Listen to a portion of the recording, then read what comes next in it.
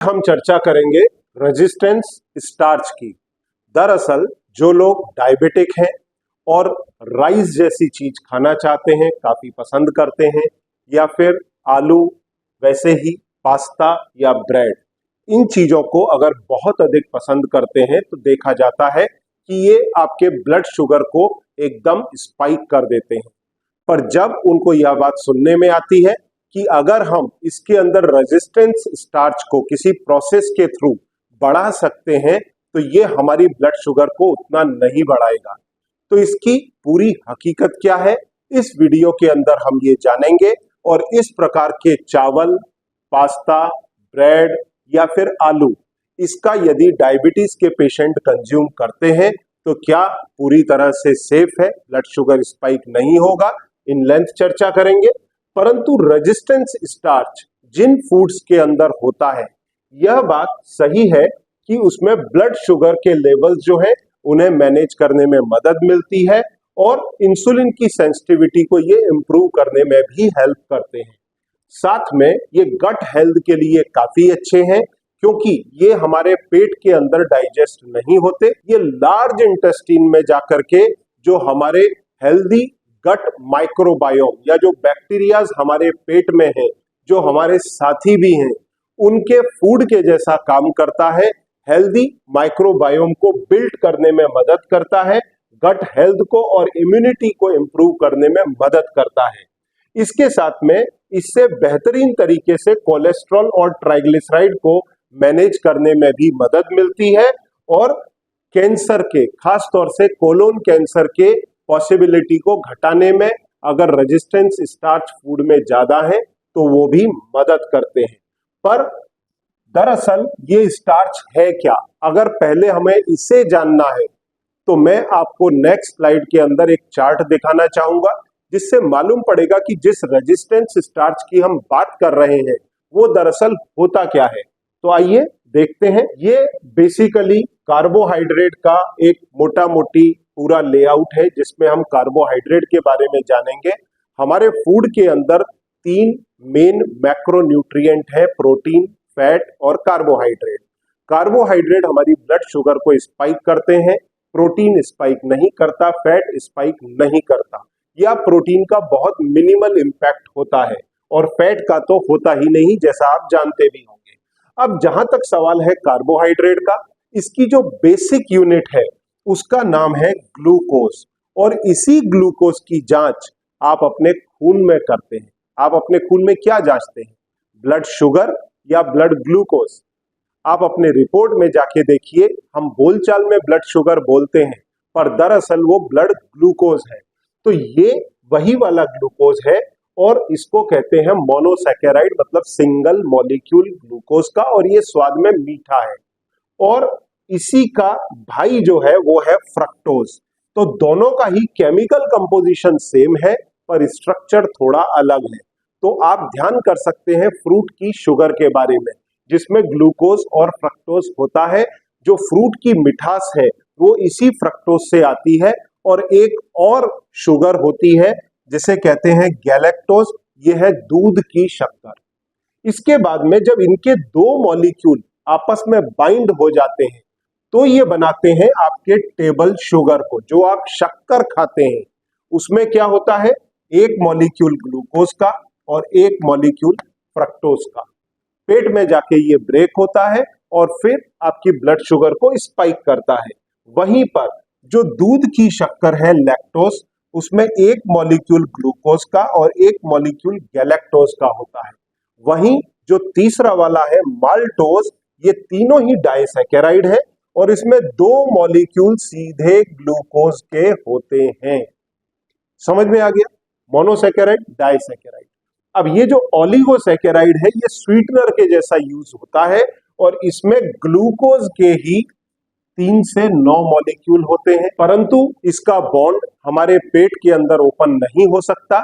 इसके लिए ये स्वीटनर का काम करता है, जैसा कई प्रकार के कुकीज और स्वीट्स में इसका इस्तेमाल होता है। और ये भी बनता किससे है, ग्लूकोज के मल्टीपल चेन के साथ में, जैसे 3 to 9 मॉलिक्यूल। अब जो सबसे इंपॉर्टेंट है जिसके बारे में हम जानना चाहते हैं वो है ग्लूकोज के मल्टीपल मॉलिक्यूल मिल करके बनाते हैं स्टार्च को, जिसके बारे में आज हम चर्चा कर रहे हैं रेजिस्टेंस स्टार्च के रूप में। और ये मल्टीपल मॉलिक्यूल स्टार्च के किससे बनते हैं? ग्लूकोज के 10 से 20 लाख मॉलिक्यूल। 10 मतलब कितने? ओनली 10। ओनली 10 से 20 लाख मॉलिक्यूल जब ग्लूकोज के आपस में बाइंड करेंगे और चेन बनाएंगे लंबी सैकड़ों मॉलिक्यूल की, तो एक मॉलिक्यूल बनेगा स्टार्च का। और ये मीठा है ग्लूकोज और वो एकदम फीका है। और यही स्टार्च आपके आलू में, केले में, या फिर चावल में, पिज्जा पास्ता में, गेहूं में, इन सभी चीजों के अंदर होता है, जिसके कारण हमारी ब्लड शुगर अक्सर बढ़ी रहती है। और इसी का ही जो भाई है वो है फाइबर। यहाँ पर अल्फा बॉन्ड है और यहाँ पर बीटा बॉन्ड है। तो बॉन्ड के फर्क के कारण ये हमारे पेट में डाइजेस्ट हो सकता है और फाइबर हमारे पेट में डाइजेस्ट नहीं होता, जो हमारे स्टूल बनाने के काम आता है। इसलिए हम कहते हैं कि हमारे फूड में लगभग 25 से 50 ग्राम तक फाइबर डेली का होना चाहिए, जिससे हमको मोशन बराबर से आए। तो अब हम आगे चर्चा करेंगे इस स्टार्च की। अब एक और तरीका है, ग्लूकोज के मान लीजिए 2 मॉलिक्यूल मिल जाएं तो क्या बना देंगे? माल्टोज। और फिर यही 2 मॉलिक्यूल आगे चल करके बना देंगे स्टार्च। या इसको रिवर्स फैशन में ले लें, स्टार्च टूट करके बनाएगा माल्टोज और माल्टोज टूट के बनाएगा ग्लूकोज। तो ये दोनों ही प्रोसेस हो सकते हैं। अब अगली स्लाइड के अंदर हम जानेंगे कि ये रेजिस्टेंस स्टार्च है क्या। पिछली स्लाइड में हमने देखा कि स्टार्च क्या है। अब जो स्टार्च है वो मोर ओवर यहाँ पर 2 तरह का है। एक है अमाइलोज, जो कि रेजिस्टेंट स्टार्च है। क्यों रेजिस्टेंट है इसके बारे में भी मैं आपको बताऊंगा। और दूसरा होता है डाइजेस्टेबल स्टार्च, जो है अमाइलोपेक्टिन, ये इसका केमिकल नेम। तो जो अमाइलोपेक्टिन है वो हमारे पेट में डाइजेस्ट होता है, ब्लड शुगर को स्पाइक कर सकता है। तो यूजुअली खाने पीने की चीजों में 70% अमाइलोपेक्टिन होता है और लगभग 30% अमाइलोज होता है, जैसा कि बासमती राइस। अब यदि अमाइलोपेक्टिन ज्यादा है तो अमाइलोपेक्टिन कहां डाइजेस्ट होगा? खाने के बाद में ये यहां पर स्टमक में आकर के यहां पर ये ब्रेक होगा, मतलब स्टार्च ब्रेक होकर के यहां पर बना देगा माल्टोज, जो मैंने आपको पिछली स्लाइड में बताया था, 2 मॉलिक्यूल ग्लूकोज के। और फिर ये माल्टोज यहां पर इंटेस्टाइन में पहुंच करके ग्लूकोज के रूप में ब्लड फ्लो में एब्जॉर्ब हो जाएगा। कुछ मात्रा स्टमक में भी हो सकती है, पर मोर ओवर छोटी आंत के अंदर, स्मॉल इंटेस्टाइन के अंदर ये ग्लूकोज में कन्वर्ट होता है और फिर ब्लड स्ट्रीम में एब्जॉर्ब होता है। और इस प्रोसेस में 20 से 40 मिनट तक लग सकता है। इसके बाद में जो सेकंड है अमाइलोज या रेजिस्टेंस स्टार्च, ये यहां स्टमक के अंदर डाइजेस्ट नहीं होता, स्मॉल इंटेस्टाइन में डाइजेस्ट नहीं होता। जो बड़ी आंत है कोलोन, इसके अंदर जो बैक्टीरियाज होते हैं गट हेल्थ को इंप्रूव करने के लिए, जो फ्रेंडली बैक्टीरियाज हैं, उन बैक्टीरियाज का ये भोजन बनता है, वहां पर डिग्रेड होता है और वहां पर बनाता है कई प्रकार के फैटी एसिड्स। तो ये हमारी हेल्थ को इंप्रूव करने के काम आते हैं और ये हमारे शरीर को और ये हमें सटाइटी देने के अंदर भी मदद करता है। इसलिए फूड के अंदर जितना अधिक अमाइलोज होगा उतना हमारे लिए अच्छा है और ये हमारे ब्लड शुगर को उतनी स्पाइक नहीं देगा। अब जहां तक सवाल है अमाइलोपेक्टिन का, ये 3 तरह के हो सकते हैं, ए और सी। ये 3 तरह के हो सकते हैं। जो ए अमाइलोपेक्टिन वो आपके गेहूं के अंदर ज्यादा होता है, तो फटक से गेहूं में ये रिलीज हो जाता है और ब्लड शुगर को स्पाइक कर देता है। वहीं अगर बी टाइप ऑफ अमाइलोपेक्टिन देखा जाए तो ये कच्चे केले में या फिर कच्चे आलू के अंदर होता है, जिसे फ्री होने में थोड़ा समय लगता है।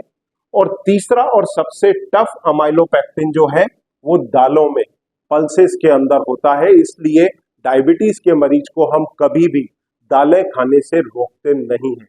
और दालें अगर मॉडरेशन में ली जाए तो आपकी ब्लड शुगर को स्पाइक नहीं करेंगी, और अगर इनका स्प्राउटिंग कर दिया जाए तो और भी बेहतर रहता है, कार्ब कंटेंट, स्टार्च कंटेंट और उसके अंदर रिड्यूस हो जाते हैं। तो ये 3 प्रकार के अमाइलोपेक्टिन हो सकते हैं। तो जैसा आपने देखा कि जिस फूड में जितना अधिक रेजिस्टेंस स्टार्च होगा उतना हमारे लिए बेहतर है। तो अधिक रेजिस्टेंस स्टार्च किस फूड में होता है, अब हम ये देखते हैं। देखिए, जो अधिक रेजिस्टेंस स्टार्च है वो है जौ में, बकव्हीट में। इसलिए अक्सर आपने देखा होगा कि लोग कहते हैं कि आप जौ खाइए, इसमें आपका शुगर उतना स्पाइक नहीं होगा। इसके अपार्ट लेंटिल्स में, चिकपी में, बीन्स में, दालों के अंदर, अलग अलग प्रकार के बीन्स के अंदर, मिलेट्स में, ठीक है, इनके अंदर बड़ी मात्रा के अंदर रेजिस्टेंस स्टार्च होता है, इसलिए आपकी ये शुगर को धीरे धीरे बढ़ाते हैं। फिर उसके बाद में, जैसा मैंने जिक्र किया, कुछ पास्ता, स्पैगेटी और नूडल्स के अंदर, रॉ पोटैटो के अंदर, या फिर चिल्ड पोटैटो या कुक्ड पोटैटो के अंदर रेजिस्टेंस स्टार्च की मात्रा बढ़ाई जा सकती है। उसके बाद में अनराइप्ड ग्रीन बनाना के अंदर, उसके आटे के अंदर, या फिर कुक्ड और चिल्ड राइस के अंदर, या फिर कुक्ड और चिल्ड ओट्स के अंदर, इन सब में रेजिस्टेंस स्टार्च की मात्रा को बढ़ाया जा सकता है। तो अब अगली स्लाइड के अंदर हम ये देखेंगे कि रेजिस्टेंस स्टार्च होते कौन से हैं। अब यहां पर मैं चर्चा करूंगा रेजिस्टेंस स्टार्च की, और खास तौर से 3 तरह के रेजिस्टेंस स्टार्च की मैं चर्चा करूंगा। पहला रेजिस्टेंस स्टार्च के अंदर जो स्टार्चेज हैं, एमाइलोज है, वो बेसिकली सराउंडेड रहता है फाइब्रस लेयर से, सेल वॉल से। तो जो हमारे पेट के एंजाइम्स हैं, एमाइलेज, जो एमाइलोपेक्टिन को डिग्रेड करते हैं, तोड़ते हैं ग्लूकोज में, वो उधर तक पहुंच ही नहीं पाते। या फिर प्रोटीन स्ट्रक्चर से सराउंडेड रहते हैं जो एमाइलोज, वहां तक एमाइलेज एंजाइम पहुंच ही नहीं पाता, तो इनको टूटने में काफी अधिक समय लगता है और ये ब्लड शुगर में मिनिमल स्पाइक देते हैं।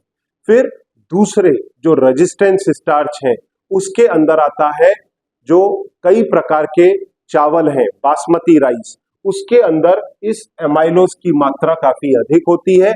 इसलिए आपने देखा होगा कि बासमती राइस का ग्लाइसेमिक इंडेक्स काफी कम होता है। वहीं पर स्टिकी राइस के अंदर अमाइलोज की मात्रा जो है वो होती ही बहुत कम है, तो उसका जीआई काफी अधिक होता है और वो इजीली ब्लड शुगर को स्पाइक कर सकता है। तो दूसरे इस प्रकार के रेजिस्टेंस स्टार्च है।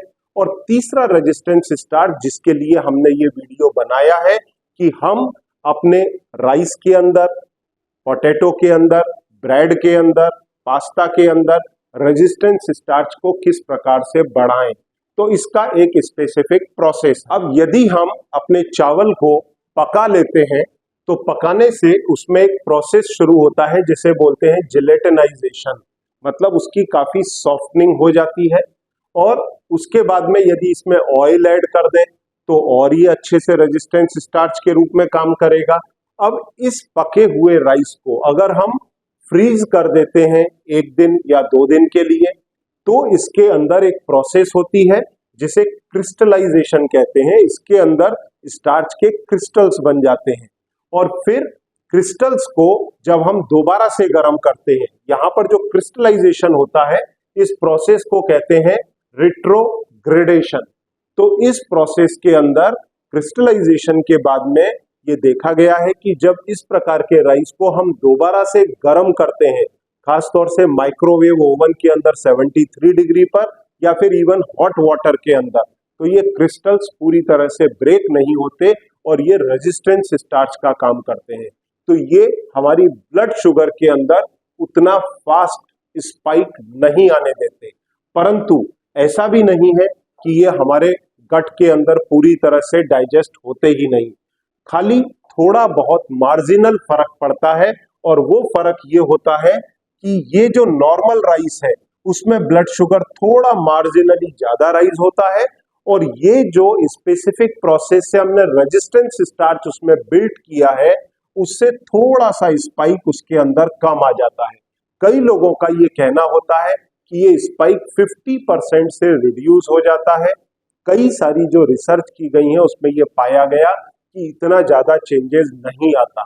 कुछ राइस के अंदर इस प्रकार का चेंज आता है पर वो काफी मार्जिनल है, जिसमें जीआई थोड़ा कम हो सकता है। और आलू के अंदर तो अगर आप वापस से उसे गर्म कर देते हैं तो वो इफेक्ट देखने को नहीं मिलता। इसलिए अक्सर ये देखा गया है कि आलू को कुक करने के बाद अगर ठंडा करके आप डायरेक्ट सैलेड के अंदर कंज्यूम कर लेते हैं तो थोड़ा रेजिस्टेंस स्टार्च का काम करता है।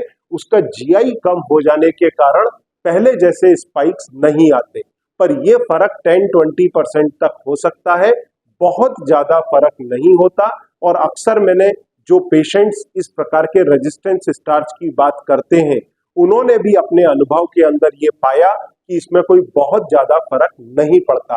पर कई लोग इस रेजिस्टेंस स्टार्च की बहुत एडवोकेसी करते हैं और आपको मैं एक एक्सपीरियंस मेरा शेयर करना चाहूंगा कि जब मैं राइस लवर्स के लिए इस प्रकार का कोई राइस सिलेक्ट करना चाहता था जो उनकी ब्लड शुगर को स्पाइक ना होने दे, तो मैंने कई सारे राइसेस के ऊपर रिसर्च किया, जिसके अंदर मैंने पाया कि व्हाइट राइस के अंदर जो स्टार्च है वो है करीब 77%, वहीं ब्राउन राइस में ये थोड़ा कम है 73-74%, और डायबिटिक राइस बोल के जो आपको चिपकाया जाता है उसके अंदर जो स्टार्च है वो भी करीब 73-74% है।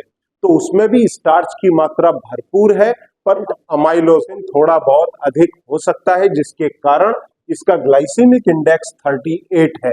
परंतु जेन्युइनली अगर किसी बंदे को अपनी डायबिटीज का कंट्रोल, रेमिजन और रिवर्सल करना है तो उसके लिए ये सारी ही चीजें, तीनों प्रकार के राइस नाकाफी हैं। इनमें काफी अधिक स्टार्च है, ब्लड शुगर को स्पाइक करेंगे। तो जो मैं इंसिडेंस आपको बता रहा था राइसेस का सिलेक्शन करते समय, एक हमारे मुंबई की ही पार्टी ने मुझे एक राइस अवेलेबल कराया और वो नॉर्मल राइस जैसा ही दिखने में था, परंतु काफी आड़ा टेढ़ा राइस था और उसके अंदर ऑयल भी डाला हुआ था। तो मैंने उनसे पूछा कि आखिर ये है क्या, तो उन्होंने मेरे को बताया कि हम इस राइस को स्पेसिफिक प्रोसेस से पकाते हैं, फिर इसको हम ड्राई करते हैं, इसको ऑयल डालते हैं, तो इसमें रेजिस्टेंस स्टार्च बिल्ट हो जाता है, ये आपकी शुगर को स्पाइक नहीं करता। ये प्रोसेस उन्होंने मेरे से बाद में शेयर की, पर उन्होंने सीधा मेरे पास में राइस भेजा और वो भी 1600 रुपए किलो, और सीधा उन्होंने बोला कि ये राइस आप डॉक्टर साहब यूज करके देख लीजिए, इससे ब्लड शुगर मरीज की स्पाइक नहीं होगी, और हम तो कई सारे लोगों को दे रहे हैं और इसके बहुत ही बढ़िया रिजल्ट है। मैंने वो राइस लिया, पका करके देखा, काफी अच्छा था, टेस्ट में भी नॉर्मल राइस जैसा लग रहा था। फिर उस राइस को मैंने उठा करके दे दिया लैब टेस्टिंग के लिए। तो लैब टेस्टिंग में जो रिजल्ट आए वो ये वाले थे। तो दिस वाज एब्सोल्युटली फ्रॉड। फिर जब मैंने उनसे बात किया तो उन्होंने फिर पूरा प्रोसेस डिस्क्लोज किया कि नहीं डॉक्टर साहब, हमने इसको पकाया है, पकाने के बाद में हमने इसको रेफ्रिजरेट किया है, ऑयल मिक्स किया है, उसके बाद में हमने ये आपको इस तरह से अवेलेबल कराया है। तो इसमें रेजिस्टेंस स्टार्च बढ़ जाता है जिससे आपकी शुगर स्पाइक नहीं होगी। 10-20% का फर्क पड़ सकता है, पर जो स्टार्च के मॉलिक्यूल है वो उधर पूरी तरह से रहते हैं, टोटल स्टार्च की मात्रा उतनी ही रहती है। तो इस प्रकार के सॉल्यूशंस एक्चुअल में देखा जाए तो लॉन्ग रन में किसी के लिए काम नहीं करेंगे, इवन शॉर्ट रन के अंदर भी ये बेहतर रिजल्ट नहीं देते। तो इसका आखिर ऑल्टरनेट क्या है? अब इसके ऑल्टरनेट के लिए मैं 3 तरह के राइस आप लोगों को रिकमेंड करता हूं। पहला है समा राइस, जो बेसिकली एक प्रकार का मिलेट है और हम उपवास के अंदर समा का चावल खाते हैं। उसमें है करीब 55.5%, लगभग 55% उसके अंदर स्टार्च है। तो अक्सर मैं आपको कहता हूं 30 ग्राम राइस लीजिए, समा चावल लीजिए, या फिर इवन ब्राउन राइस भी ले सकते हैं 30 ग्राम। उसको 300 ग्राम वेजिटेबल्स के साथ कुक करके खिचड़ी बनाएं। और अगर आप ये मिलेट्स लेते हैं, समा चावल लेते हैं, तो उसको पहले 4 से 6 घंटे के लिए सोक करके रखें, फिर उसको पकाएं और फिर उसकी खिचड़ी बनाएं ढेर सारी वेजिटेबल के साथ। तो आपका शुगर स्पाइक नहीं होगा, बहुत कम होगा। पर क्या इससे बेहतर ऑल्टरनेट है? 2 इससे और बेहतर ऑल्टरनेट है। पहला ऑल्टरनेट है कॉलीफ्लावर राइस। कॉलीफ्लावर राइस के अंदर मात्र 23 किलो कैलोरी है, तो ये वेट लॉस के लिए और डायबिटीज के लिए, दोनों के लिए ही एक्सेलेंट राइस है। मेरे कई पेशेंट इसका इस्तेमाल करते हैं। इसके अंदर कार्बोहाइड्रेट है मात्र 1.8 ग्राम। जब आप इन चावलों को पका लेते हैं, इन चारों तरह के चावल, क्योंकि ये जो परसेंटेज है ये कच्चे चावल और कच्चे मिलेट का है, पकाने के बाद ये मात्रा लगभग 18 से 25 या 30 ग्राम तक पर 100 ग्राम आ जाती है। पर यहाँ कॉलीफ्लावर राइस में ये रहती है मात्र 1.8 ग्राम, जो आपकी ब्लड शुगर को हिलाता ही नहीं। स्पाइक ही नहीं होने देता। और इससे भी बेहतर चॉइस क्या है, सबसे एक्सेलेंट चॉइस अगर आपको राइस के रूप में चाहिए तो वो है कीटो किंग कॉन्जैक राइस या फिर कीटो किंग कॉन्जैक नूडल्स। इसको दरअसल शिराताकी राइस और नूडल के नाम से हम जानते थे, पर चूंकि शिराताकी एक जापानीज टर्म है और इसे इंडिया में अगर हम शिराताकी नाम से देते हैं तो ये लोगों के साथ में दरअसल धोखा होगा, क्योंकि ये राइस और नूडल आज की तारीख में अगर जापान से बन के आएंगे तो इसकी कॉस्ट नॉन अफोर्डेबल हो जाएगी। इसलिए थाईलैंड या फिर इंडोनेशिया, चाइना, इस प्रकार के कंट्रीज से ये बन करके इंपोर्ट होता है, जिससे इसकी कॉस्ट कंट्रोल में रहती है और आप कंज्यूम कर पाते हैं। तो कीटो किंग कॉन्जैक राइस और कीटो किंग कॉन्जैक नूडल, इनके अंदर जो फाइबर की मात्रा है वो है लगभग 4 ग्राम और कार्बोहाइड्रेट है मात्र 1 ग्राम और इसके अंदर 9 किलो कैलोरी है पर 100 ग्राम। तो ये आपकी ब्लड शुगर स्पाइक नहीं करता और इसका GI/GL ऑलमोस्ट 0 है, आपके कॉलीफ्लावर राइस से भी कम है। और यदि आप भी राइस लवर हैं, आप इनको खाना चाहते हैं, कंज्यूम करना चाहते हैं, साथ में वेट लॉस और डायबिटीज से भी फाइट करना चाहते हैं, तो मैं इसका लिंक नीचे डाल रहा हूं डिस्क्रिप्शन में। अमेजॉन और लॉन्ग लिव लाइफ की साइट से आप जाकर के इसे परचेज कर सकते हैं। और यदि आपकी डायबिटीज रिलेटेड या किसी product related, diabetes friendly food related कोई क्वेरी है, सामने दिए गए नंबर पर संपर्क करके मेरी और मेरे टीम की मदद ले सकते हैं। Thank you. आगे बढ़ने से पहले मैं आपको ये बताना चाहता हूं कि नीचे डिस्क्रिप्शन के अंदर मेरा लॉन्ग लिव लाइफ का व्हाट्सएप कम्युनिटी ग्रुप है, उसके आप मेंबर बन सकते हैं और यदि आपकी कोई भी क्वेरीज है तो उनका आप सॉल्यूशन ले सकते हैं।